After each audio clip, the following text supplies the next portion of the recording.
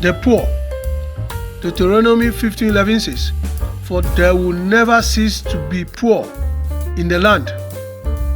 The poor you always have with you." Matthew 26:11, Mark 14:7, and John 12:8 all contain this statement made by Jesus Christ.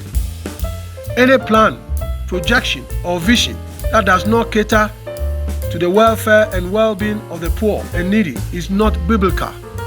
The Word of God has expressly acknowledged that poverty and the poor will always be with mankind on earth.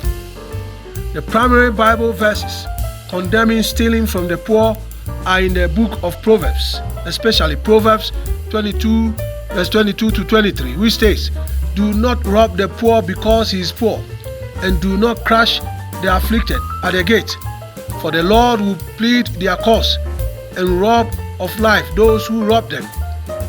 Other verses like Amos 5:11 to 12 also speak against trampling the poor and stealing.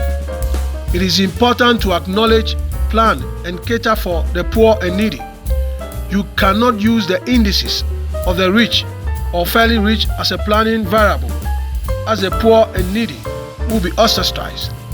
To bring everyone on board, it is important to cater for the fact that some are challenged and cannot meet the target set by the rich.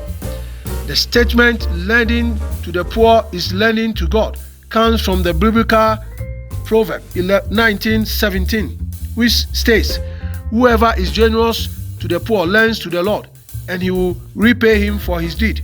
This verse highlights that acts of compassion and generosity towards the needy are viewed as offering to God, who promises to repay such deeds.